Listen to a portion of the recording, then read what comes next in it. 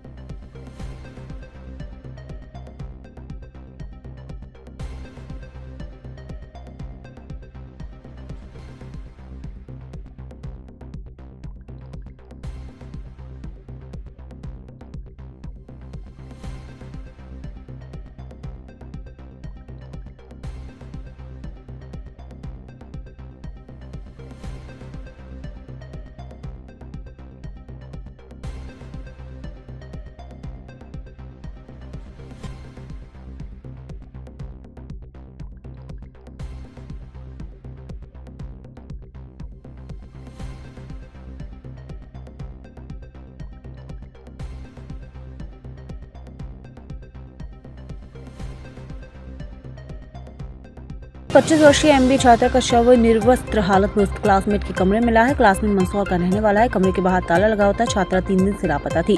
10 फरवरी की रात कॉलेज के आधिकारिक व्हाट्सएप ग्रुप पर छात्रा के मोबाइल फोन से एक आपत्तिजनक वीडियो पोस्ट हुआ था। इसमें युवक का चेहरा इमोजी से छिपा था, जबकि छात्रा का चेहरा साफ दिख रहा है।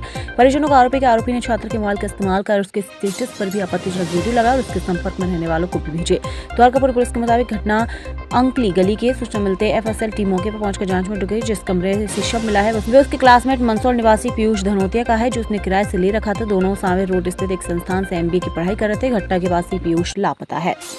जो ये अंकल गली द्वारकापुरी थाना क्षेत्र में पड़ती है, यहाँ पे एक 24 साल की अविवाहिता युवती है, उनका शव मिला है और प्राथमिक जांच में ऐसा लगता है कि 1-2 दिन पुराना शव है। डिकम्पोजिशन से ये पता चल रहा है। प्राथमिक जांच में ये पता चला है कि ये किसी लड़के के साथ रिलेशनशिप में थी कुछ टाइम से और ये जो है लड़के के साथ ही थी लास्ट सीन के हिसाब से, और उसके बाद लड़का यहाँ से गायब हो गया। जो लड़का था उसका नाम है पीयूष धामनोदिया, जो मंदसौर जिले का रहने वाला है। तो संभवतः ऐसा प्रतीत होता है कि प्रेम संबंध में कुछ खटास के चलते ये उसने युवती की हत्या की और वो यहाँ से फरार हुआ है।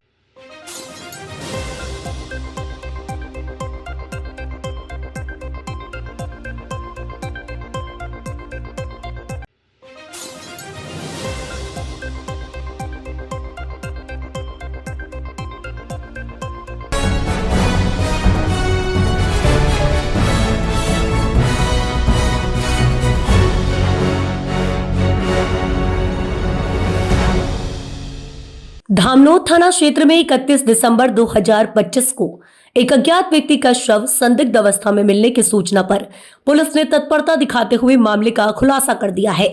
पुलिस ने इस अंधे कत्ल के मामले में 2 आरोपियों को गिरफ्तार किया है। प्राप्त जानकारी के अनुसार सूचना मिलते ही पुलिस टीम मौके पर पहुंची और घटनास्थल का निरीक्षण कर पंचनामा कार्रवाई की। दरअसल आपको बता दें, मौके से भौतिक साक्ष्य एकत्रित कर जब्त किए गए तथा शव को पोस्टमार्टम के लिए सामुदायिक स्वास्थ्य केंद्र धामनोद भेजा गया। प्रारंभिक जांच में मृतक की पहचान नहीं हो सकी थी और मौत का कारण स्पष्ट नहीं होने पर करीब 35 वर्षीय अज्ञात व्यक्ति का मर्ग कायम कर जांच शुरू की गई। मामला प्रथम दृष्टया अंधे कत्ल का प्रतीत होने पर पुलिस अधीक्षक मयंक अवस्थी एवं अतिरिक्त पुलिस अधीक्षक विजय डावर के निर्देशन तथा एसडीओपी मोनिका सिंह के मार्गदर्शन में नगर पुलिस अधीक्षक श्री सुजावल जग्गा और थाना प्रभारी प्रवीण ठाकरे के नेतृत्व में विशेष टीम गठित की गई। टीम ने तकनीकी साक्ष्य और मुखबरी सूचना के आधार पर संदिग्धों से पूछताछ की। गहन जांच के बाद पुलिस ने सावन पिता जगदीश पटेल 22 वर्षीय निवासी नाईसेरी बस स्टैंड के पास धामनोद तथा कृष्णा पिता शुभम स्वामी 19 वर्षीय निवासी मंगल नगर लालवाड़ी मोहल्ला धामनोद को हिरासत में लिया। पूछताछ के दौरान दोनों आरोपियों ने हत्या करना स्वीकार किया। आरोपियों ने अज्ञात व्यक्ति को चोर बताकर मोटरसाइकिल पर बिठाया और गुलझरी गांव के पास ले जाकर उसकी हत्या कर दी। पुलिस ने दोनों आरोपियों को गिरफ्तार कर उनके विरुद्ध वैधानिक कार्यवाही प्रारंभ कर दी है। इस अंधे कत्ल के खुलासे में नगर पुलिस अधीक्षक सुजावल जग्गा, थाना प्रभारी प्रवीण ठाकरे, उप निरीक्षक जयकिशन रायकवार, उप निरीक्षक राहुल चौहान तथा आरक्षक मनीष राठौर की महत्वपूर्ण भूमिका रही। 31 दिसंबर की रात को एक नगला स्टोर में एक शव पाया गया था, जिसका खुलासा हो रहा है। क्या कुछ मामला था मैडम? 31 दिसंबर को मॉर्निंग में हमें एक अर्धनग्न अवस्था में हाईवे के पास एक खेत में एक अज्ञात व्यक्ति की लाश मिली थी। और जब हमने उसको, क्योंकि अज्ञात व्यक्ति था और उस अज्ञात व्यक्ति की पहचान अभी भी नहीं संभव हो पाई है, अभी तक हम नहीं पता कर पाए कि व्यक्ति कौन था। और इसी के तहत हमने मर्ग पंजीबद्ध कर जांच में लिया था। आज उसके अंदर हमने जो आरोपी हैं, 2 आरोपी इसके अंदर है, जिनके खिलाफ हमने अपराध पंजीबद्ध कर विवेचना में लिया है। इसके अंदर हमें मर्ग जांच में एक स्पेशल टीम का गठन किया गया था, जिसके तहत कुछ तकनीकी साक्ष्य के आधार पर हमने इसमें सफलता पाई है। और उसी के तहत इसमें हमने 2 आरोपी सावन पिता जगदीश पटेल और कृष्णा पिता शुभम स्वामी को इसमें गिरफ्तार किया है और विवेचना भी कंटिन्यू है। सर मैडम, पुलिस को इतना समय किस कारण से लगा?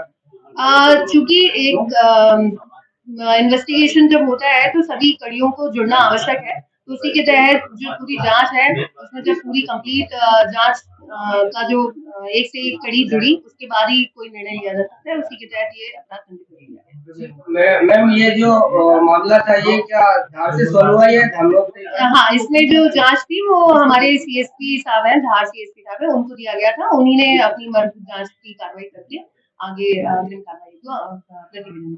आरोपी अभी थाने पे मौजूद है या? आप दोनों आरोपियों को गिरफ्तार कर लिया गया है। हम इनकी पीआर ले रहे हैं ताकि इनसे आगे की पूछताछ की जा सके। जी, आपका परिचय? मैं एसडीओपी धामनोद मोनिका सिंह। बाईपास पर हिमालय स्कूल के समीप खेत में सर एक अज्ञात व्यक्ति की अर्धनग्न शव मिलने से एक हड़कंप मच गया था। क्या मामला था पूरा सर? दिनांक 31/12/25 को एक अर्धनग्न अवस्था में लाश मिली थी, जो कि अज्ञात है। हिमालय स्कूल के सामने जो खेत है वहाँ पर मिली थी, जिसके उपरांत उसकी जांच की गई। कल दिनांक को उस पर हत्या का प्रकरण दर्ज किया गया है। उसमें 2 लोगों की गिरफ्तारी ली गई है।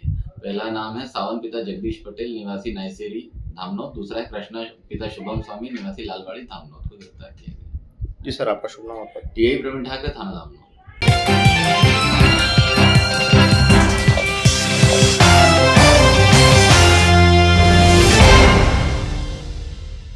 लॉयंस अन्नम रक्षाम चैरिटेबल ट्रस्ट का शुभारंभ सन 2019 में एमवॉय परिसर में 2 दिसंबर सोमवार को मुख्य अतिथि माननीय लालजी टंडन, राज्यपाल व डॉक्टर विजय लक्ष्मी साधो, शिक्षा आयुक्त, लोकसभा स्पीकर श्रीमती सुमित्रा महाजन, श्रीमती मालिनी गौड़, महापौर श्री तुलसीराम सिलावट के कर कमलों द्वारा किया गया था।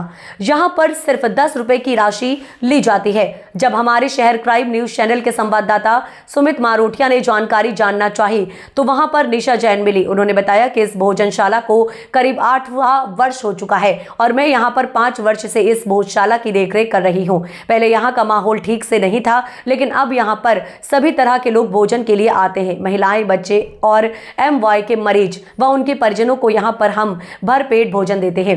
निशा जैन ने बताया कि भोजन फ्री है, लेकिन 10 रुपए सिर्फ मेंटेनेंस के लिए जाते हैं। संवाददाता ने जब जानना चाहा कि क्या सरकारी मदद मिली तो बताया कि हमें कोई सरकारी मदद नहीं मिलती है, आम जनता की मदद जरूर मिलती है। दीदी, आपका शुभ नाम?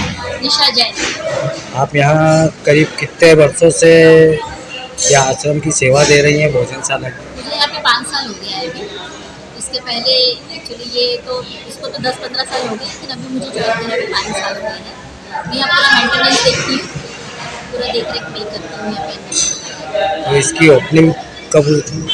ये 2016 में सुमित्रा ताई के द्वारा।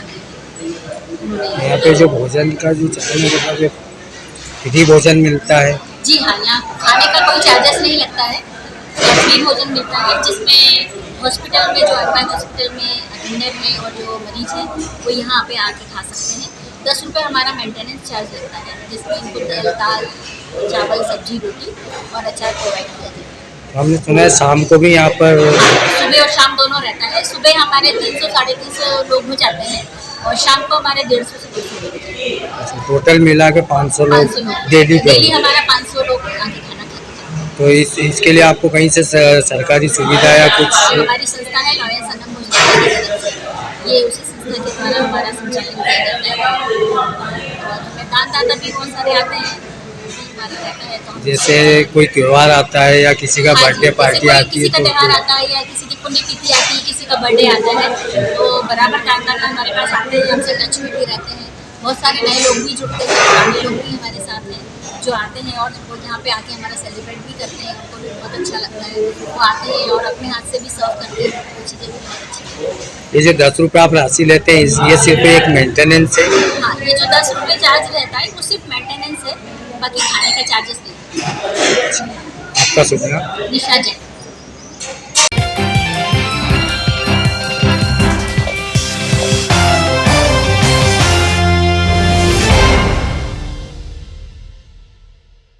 नागदा संयुक्त मोर्चा ने 12 फरवरी को देशव्यापी हड़ताल के तहत गुरुवार को केंद्र की श्रम विरोधी नीतियों के खिलाफ तहसीलदार मधु नायक को राष्ट्रपति के नाम ज्ञापन सौंपा।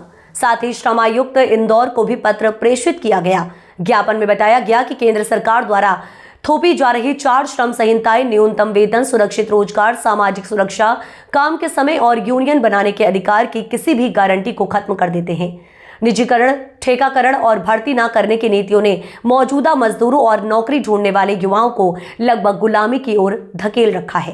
ट्रेड यूनियन बनाने की बुनियादी अधिकार की रक्षा, पुरानी पेंशन योजना को फिर से लागू करने, सेवानिवृत्ति अधिकार, भोजन और स्वास्थ्य सुरक्षा, शिकायतों के निपटारे के लिए असरदार कानूनी व्यवस्था वगैरह के लिए भी ट्रेड यूनियन संघर्ष कर रहे हैं।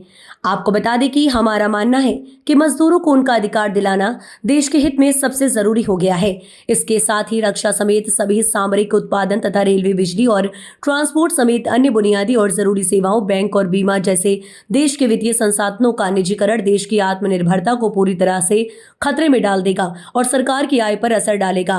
औद्योगिकीकरण के नाम पर खेती की जमीन जबरदस्ती अधिग्रहित की जा रही है, लेकिन असल में ये अति अमीर लोगों के मनोरंजन सुविधाएं, वाणिज्यिक उपयोग, पर्यटन, रियल एस्टेट वगैरह के लिए है।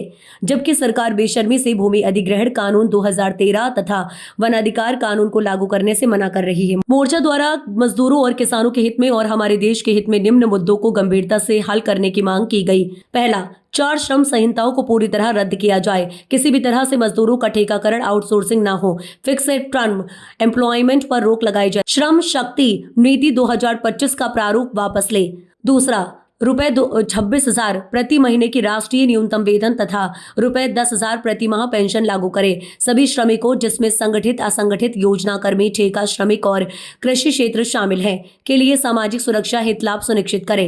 तीसरा, रक्षा, रेलवे, स्वास्थ्य, शिक्षा, बिजली, बैंक, बीमा, BSNL, कोयला, परिवहन, बंदरगाह, तेल, भेल, स्टील समेत सभी सार्वजनिक उपक्रमों का निजीकरण न हो। नेशनल मोनेटाइजेशन पाइपलाइन समाप्त हो। कोई प्रीपेड मीटर स्मार्ट नहीं हो। खेती के पंपों के लिए मुफ्त बिजली, घरेलू उपभोक्ताओं और दुकानों को 300 यूनिट मुफ्त बिजली दी जाए। बिजली सुधार बिल 2025 वापस लिया जाए। चौथा, सभी को पेंशन दिया जाए। पुरानी पेंशन की बहाली की जाए। EPF 95 के तहत पेंशनर्स को मूल्य सूचकांक के साथ जोड़कर प्रति माह ₹9,000 का पेंशन दिया जाए। जो किसी भी पेंशन योजना के अंतर्गत शामिल नहीं है, उन सभी को प्रति माह ₹6,000 पेंशन दी जाए। पांचवा, सभी के लिए रोजगार और सेवा सुरक्षा की गारंटी हो। मनरेगा योजना में 200 दिन काम हो और ₹700 दिन की मजदूरी हो। इसे शहरी इलाकों में भी बढ़ाया जाए। मनरेगा से परिवारों को बाहर करने का फैसला तुरंत वापस लिया जाए। बकाया मजदूरी दी जाए। छठा, महंगाई पर रोक लगाई जाए। सार्वजनिक वितरण प्रणाली को मजबूत करें। सभी के लिए अच्छी क्वालिटी के सार्वजनिक स्वास्थ्य सेवा और शिक्षा सुनिश्चित किया जाए। सभी के लिए 60 साल की उम्र में ₹10,000 प्रति महीने की पेंशन दी जाए। संसाधन के लिए सुपर अमीर लोगों पर टैक्स लगाए। सातवां, समाज में सांप्रदायिक विभाजन को रोकने और उन्हें असरदार तरीके से लागू करने के लिए सख्त कानून बने, संविधान में बताए गए धर्मनिरपेक्षता के सिद्धांत को कायम रखा जाए। इस मौके पर एचएमएस से राजेंद्र अवाना, अशोक शर्मा, राजेंद्र सिंह, विजय सिंह राठौर, एटक से हृदय कुमार चंद्र, दिलीपा पांचाल, सोमदेव पाल, प्रभुलाल राठौर, किशोर मिश्रा, अजय इंटक से गुरुदत्त उपाध्याय, ब्रजमोहन चौहान, राजेंद्र रघुवंशी, अरुण शुक्ला सहित बड़ी संख्या में मोर्चा के सदस्य मौजूद रहे।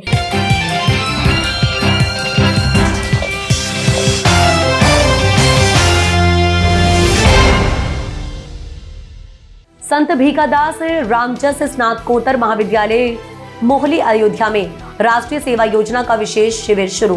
कल दिनांक 12/2/2026 को संत भीखादास रामजस स्नातकोत्तर महाविद्यालय मोहरी अयोध्या में राष्ट्रीय सेवा योजना का विशेष शिविर कार्यक्रम का उद्घाटन मां सरस्वती एवं स्वामी विवेकानंद के फोटो पर माल्यार्पण और दीप प्रज्वलन के साथ प्रारंभ हुआ।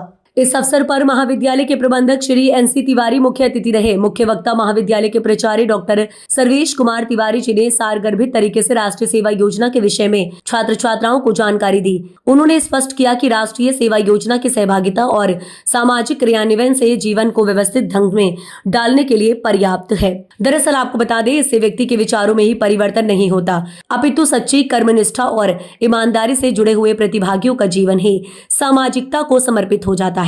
स्वयं सेवक कुमारी आराधना ने मां सरस्वती की वंदना प्रस्तुत की। कोमल एवं कुमकुम ने स्वागत गीत प्रस्तुत किया। कार्यक्रम में महाविद्यालय के प्रशासनिक अधिकारी डॉक्टर शैलेश तिवारी, प्राध्यापकों में डॉक्टर चंद्रशेखर पांडे, डॉक्टर सर्वेश कुमार शुक्ला, चंदन तिवारी, चंद्रभूषण सिंह, भूपेंद्र कुमार तिवारी, प्रशांत तिवारी, नीरज मिश्रा सहित सभी प्राध्यापक मौजूद रहे। कार्यक्रम का आभार कार्यक्रम अधिकारी डॉक्टर शिव कुमार दुबे एवं डॉक्टर देव कुमार दुबे ने किया।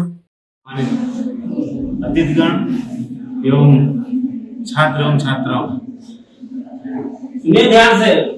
देखिए भाई, आज विशेष इसमें लगा हुआ है विशेष शिविर। देखिए, जहाँ कहीं भी विशेष होता है तभी वहाँ विशेष लगाया जाता है। सामान्य और विशेष दो बातें हैं।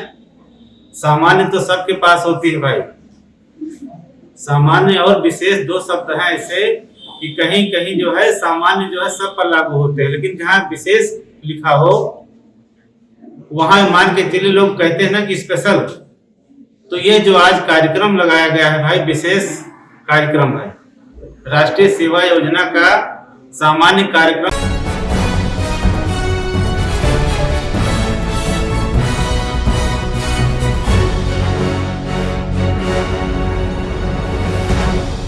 इंदौर के गांधीनगर स्थित नरसिंह मुंजी कॉलेज में अनैतिक गतिविधियां चल रही थीं, जिसकी खबर आसपास के रहवासियों ने बजरंग दल के कार्यकर्ताओं को दी। बजरंग दल के कार्यकर्ताओं ने मौके पर पहुंचकर गांधीनगर स्थित नरसिंह मुंजी कॉलेज में लफ्जिहात का मामला देखा। बजरंग दल कार्यकर्ताओं ने बताया, नरसिंह मुंजी कॉलेज के संचालकों द्वारा 2000 रुपए शुल्क लेकर कपल्स एंट्री जैसे कार्यक्रम कॉलेज परिसर में करवाए जा रहे हैं। ऐसे इवेंट की जानकारी जब बजरंग दल कार्यकर्ताओं को लगी तो सभी मौके पर पहुंचे। बजरंग दल कार्यकर्ताओं ने बताया, कॉलेज परिसर में खुलेआम लफ्जिहाद चल रहा है, लेकिन संचालकों द्वारा छात्र छात्राओं पर कोई अनुशासन नहीं था। बजरंग दल ने मौके पर पहुंचकर लफ्जिहाद के खिलाफ कार्रवाई।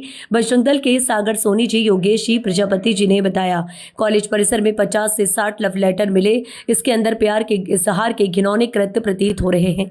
कॉलेज के अंदर अधिकतर स्टूडेंट शराब के नशे में धुत मिले। कॉलेज के अंदर नशाखोरी भी जमकर हो रही है।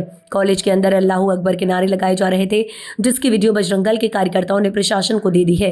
बजरंग दल से सागर सोनी, योगेश जी, प्रजापति जी, ईश्वर, अंतिम जी, रोहित जी ने मौके पर पहुंचकर ऐसा भद्दा इवेंट रुकवाया एवं कार्रवाई की।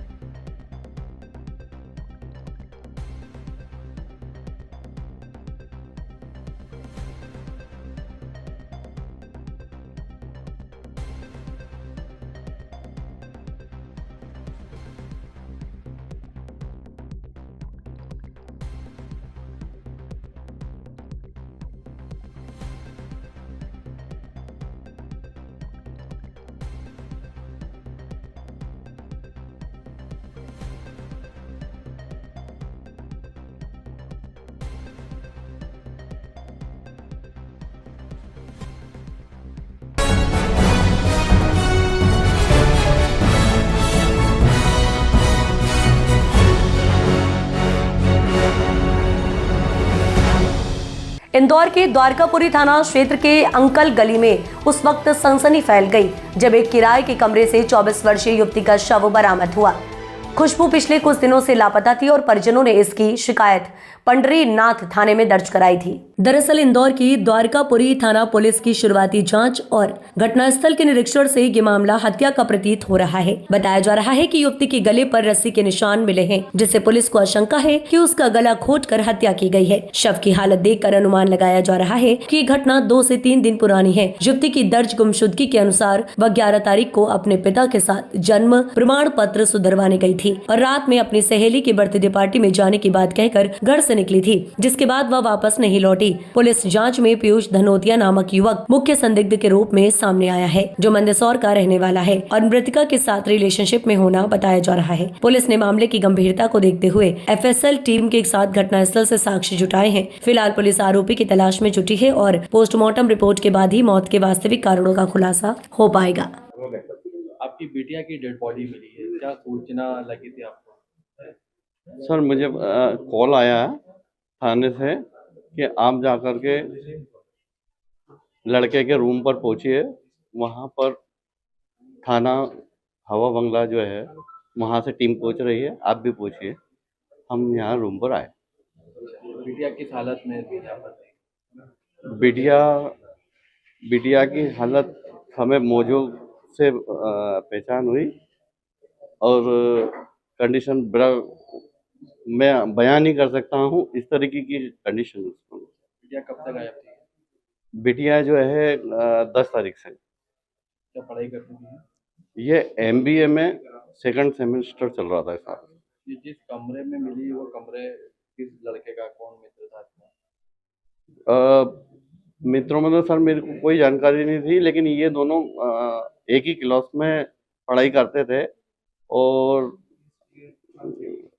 पढ़ाई के दौरान उनके वो रूम्स पे वो होता था। लड़के का नाम आपको बताया? लड़के का नाम पीयूष है। ये कहाँ का रहने वाला है? ये मंदसौर के रहने वाले हैं।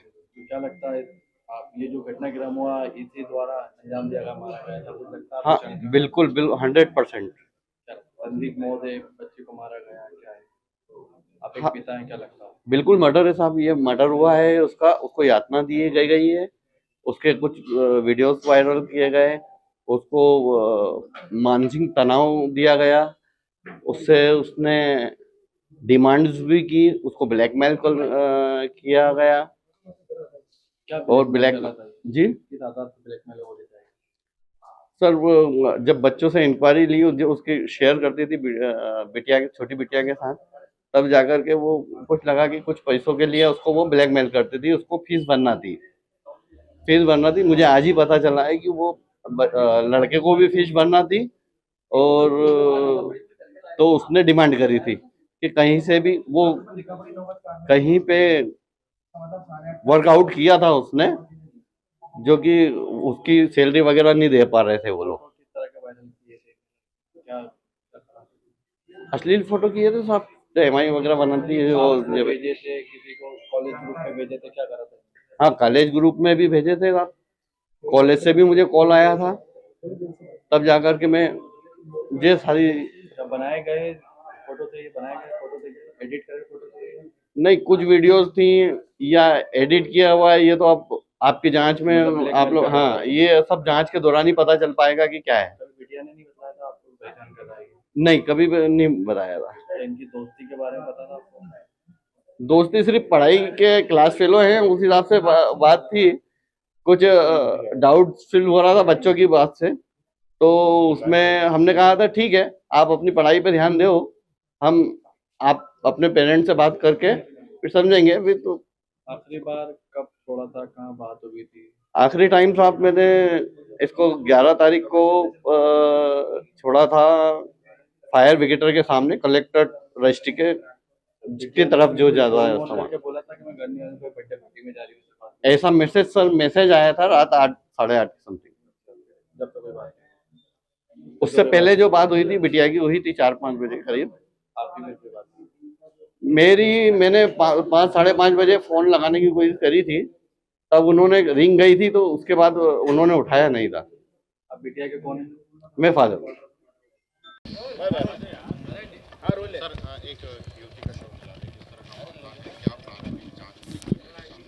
ये बेसिकली जो ये अंकल गली द्वारकापुरी थाना क्षेत्र में पड़ती है, यहाँ पे एक 24 साल की अविवाहिता युवती है, उनका शव मिला है। और प्राथमिक जांच में ऐसा लगता है कि 1-2 दिन पुराना शव है, डिकम्पोजिशन से ये पता चल रहा है।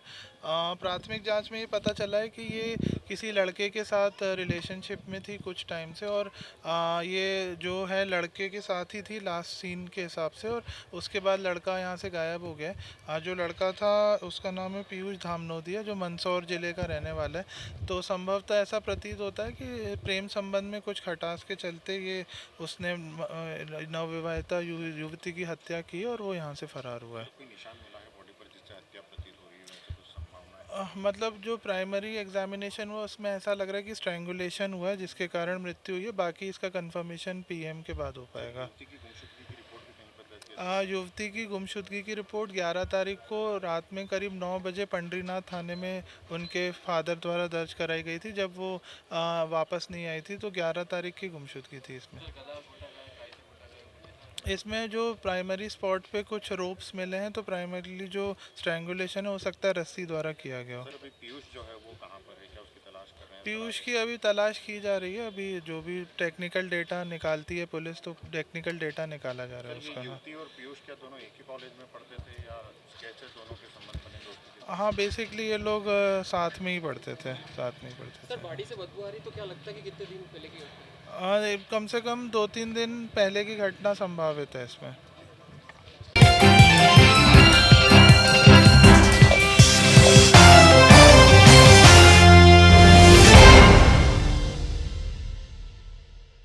एमपी की 10वीं बोर्ड परीक्षा आज से देवास सहित पूरे प्रदेश में शुरू हो गई। पहले दिन उर्दू विषय का पेपर आयोजित किया गया। वहीं 12वीं की कक्षा का दूसरा प्रश्न पत्र भी आज है। परीक्षा का समय सुबह 9 बजे से दोपहर 12 बजे तक निर्धारित है। विद्यार्थियों को 8:30 बजे तक केंद्र पर पहुंचने के निर्देश दिए गए हैं। आपको बता दें, देवास जिले में 10वीं बोर्ड परीक्षा में 23,966 विद्यार्थी 101 केंद्रों पर शामिल हैं। सुबह से ही परीक्षा केंद्रों पर विद्यार्थियों की आवाजाही रही। अभिभावक भी बच्चों के साथ केंद्रों तक पहुंचे। कलेक्टर ऋतुराज सिंह के निर्देश पर परीक्षा को नकल मुक्त बनाने के लिए सख्त इंतजाम किए गए हैं। 19 केंद्र संवेदनशील और 11 अति संवेदनशील घोषित किए गए हैं। सीसीटीवी निगरानी, फ्लाइंग स्क्वाड और प्रश्न पत्र वितरण की वीडियोग्राफी कराई जा रही है। उत्कृष्ट विद्यालय में 10वीं 12वीं परीक्षा में करीब 12 से अधिक दृष्टिबाधित विद्यार्थियों के लिए अलग कक्ष एवं राइटर की व्यवस्था की गई है। वहीं एक छात्रा शॉर्ट सेंटर की गलतफहमी में दूसरे केंद्र पहुंच गई, जिसे समय रहते ऑटो चालक ने सही केंद्र पहुंचाया। पुलिस विभाग द्वारा केंद्रों के आसपास सुरक्षा व्यवस्था कड़ी रखी गई है। प्रशासन ने परीक्षा शांतिपूर्ण और निष्पक्ष कराने का दावा किया है।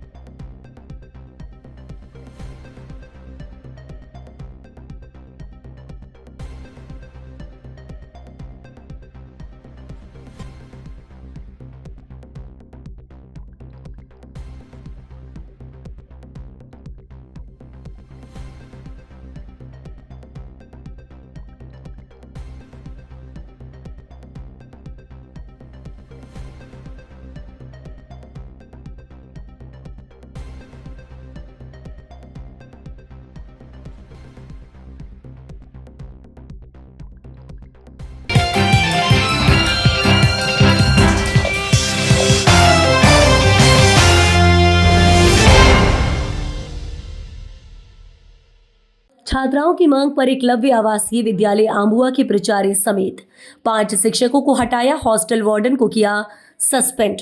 दरअसल एकलव्य आवासीय विद्यालय आंबुआ में पिछले 2 दिनों से छात्र छात्राओं के द्वारा किए जा रहे आंदोलन को देखते हुए बड़ी कार्यवाही की है। शासन ने एकलव्य आवासीय विद्यालय के प्राचार्य अर्चना श्रीवास्तव और 5 अन्य शिक्षकों को एकलव्य आवासीय विद्यालय आंबुआ से हटाकर जिला शिक्षा अधिकारी कार्यालय में अटैच कर दिया है। वहीं हॉस्टल वार्डन को सस्पेंड कर दिया है। एडीएम वीरेंद्र सिंह बघेल ने कहा कि बच्चों की शिकायतें गंभीर थीं। उनकी समस्याओं को सुनकर तत्काल प्रभाव से प्राचार्य और शिक्षकों को हटा दिया गया है।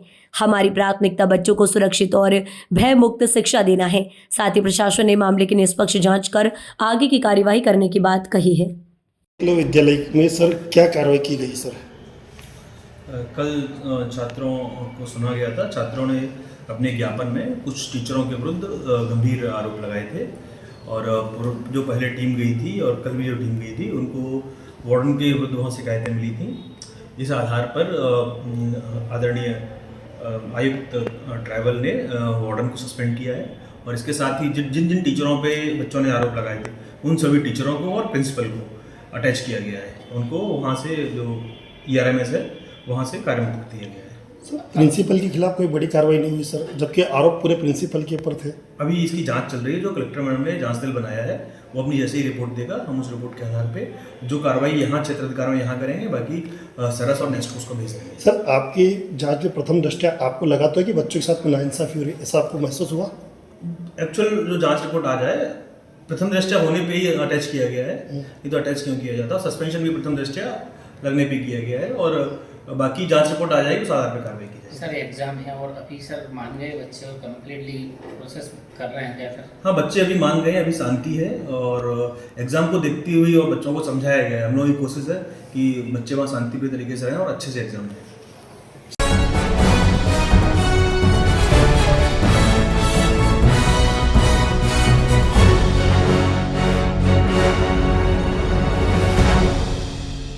मध्य प्रदेश के धार जिले के टांडा में स्थानीय पुलिस के द्वारा अपराधियों एवं इनामी बदमाशों की धरपकड़ के लिए एक विशेष अभियान चला रखा है। इस अभियान के तहत कई नामी गिरामी कई राज्यों से फरार चल रहे चोरी लूट डकैती के आरोपियों को टांडा पुलिस के द्वारा पकड़ने में बड़ी सफलता हासिल की है। इसी तहत मुखबरी की सूचना थी कि जैतगढ़ घाटी पर बदमाशों के द्वारा आने जाने वाले वाहनों की लूटपाट डकैती की योजना बना रहे हैं। सूचना पर थाना टांडा की 2 अलग-अलग टीम बनाकर बदमाशों की घेराबंदी के लिए प्रयास की गई। टीम के द्वारा बताए गए स्थान पर घेराबंदी की गई, जिसमें 4 से 5 बदमाश रोड किनारे झाड़ी में छुपकर बैठे थे। थाना प्रभारी टांडा संजय रावत ने बताया कि टांडा बाग जेतगढ़ घाटी से आने जाने वाले छोटे बड़े वाहनों से लूटपाट करने के इरादे से बैठे थे। पुलिस के द्वारा घेराबंदी की गई, जिसमें 4 बदमाशों को पकड़ा गया है। इसमें मुख्य रूप से राजेंद्र मिनावा उम्र 28 साल, स्लीप अलावा उम्र 29 साल, बाई सिंह उम्र 31 साल, रमेश मंडोई उम्र 45 साल को बदमाशों से हथियार जब्त भी किए गए। उक्त बदमाशों को गिरफ्तार करने में थाना प्रभारी निरीक्षक संजय कुमार रावत, थाना टांडा व SI रामेश चंद्र नायक, ASI योगेंद्र मावी, ASI राम सिंह हटीला, रामदास सोलंकी, प्रहार राम सिंह सस्ती, अर्जुन किशन देवल, सुनील खराड़े, आरक्षक जितेंद्र जामकर, सुनील पवार, आरक्षक नीलेश गोवर्धन कटारे एवं सैनिक बहादुर सिंह की सराहनीय भूमिका रही है।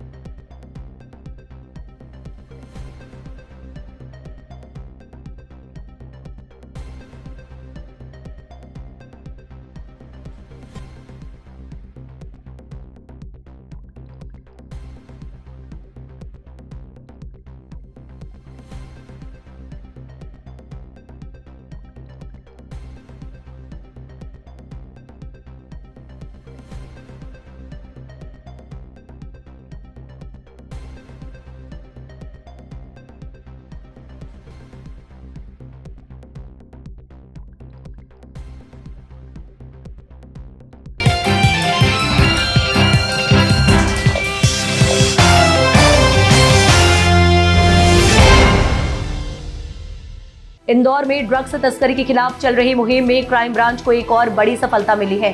लेडी माफिया सीमा नाथ गैंग से जुड़े एक और पेडलर तक पुलिस पहुंच गई है। आरोपी शुभम यादव उर्फ शुभम नेपाली को सागर जेल से प्रोडक्शन वारंट पर इंदौर लाया गया है। पुलिस अब गैंग के पूरे नेटवर्क को ध्वस्त करने में जुटी है। दरअसल इंदौर क्राइम ब्रांच की टीम ने ड्रग्स तस्करी के खिलाफ बड़ी कार्रवाई करते हुए लेडी माफिया सीमानाथ गैंग से जुड़े एक और आरोपी को गिरफ्तार किया है। आरोपी शुभम यादव उर्फ शुभम नेपाली को सागर जेल से प्रोडक्शन वारंट पर इंदौर लाया गया है, जिसमें पिछले साल पुलिस ने सीमानाथ को गिरफ्तार किया था, जिसके कब्जे से करीब 516 ग्राम ब्राउन शुगर बरामद हुई थी। अंतर्राष्ट्रीय बाजार में इसकी कीमत लगभग 1 करोड़ रुपए आकी गई थी। इसके अलावा 48,50,000 रुपए नकद भी जब्त किए गए थे। पूछताछ और जांच के दौरान मिले इनपुट के आधार पर पुलिस ने गैंग से जुड़े अन्य आरोपियों की धरपकड़ तेज कर दी। शुभम नेपाली पर 30 से अधिक आपराधिक मामले दर्ज हैं और वह पुलिस रिकॉर्ड में लिस्टेड बदमाश है। अब तक इस गैंग से जुड़े 4 आरोपियों की गिरफ्तारी हो चुकी है और क्राइम ब्रांच पूरे नेटवर्क को खंगालने में जुटी हुई है। शुभम एक कुख्यात बदमाश को गिरफ्तार किया गया है। क्या इसकी प्रोफाइल है, कितना उसके माल के तहत से बरामद आपकी जानकारी में होगा कि करीब 5-6 महीने पूर्व एक सीमानाथ नाम की एक बड़े तस्कर को, अवैध मादक पदार्थ के तस्कर को गिरफ्तार किया गया था, जिसके कब्जे से 48 लाख रुपए जब्त हुए थे और साथ में आधा किलो से भी अधिक ब्राउन शुगर उस समय जब्त किया गया था। उसी कड़ी में ये शुभम नेपाली जो है, ये इसका पति है और ये भाग गया था उस समय, और इसके खिलाफ भी 30-35 लगभग अपराध है और ये द्वारकापुरी के गुंडे लिस्ट में भी इसका नाम शामिल है। और इसके बाद में कुछ दिन बाद फिर एनडीपीएस एक्ट के मामले में इसे गिरफ्तार करके इसको सागर जेल भेजा गया था। तो वहीं से इसका, चूंकि इस अपराध में वांटेड था, तो इसको प्रोडक्शन वारंट लेकर के आया गया है। अब इससे भी अपराध के बारे में इससे पूछताछ की जाएगी। कितने अपराध इसके ऊपर हैं? इसके ऊपर अभी जो जानकारी मिली, लगभग 35 अपराध हैं और एनडीपीएस के भी मामले हैं और मारपीट के भी मामले हैं।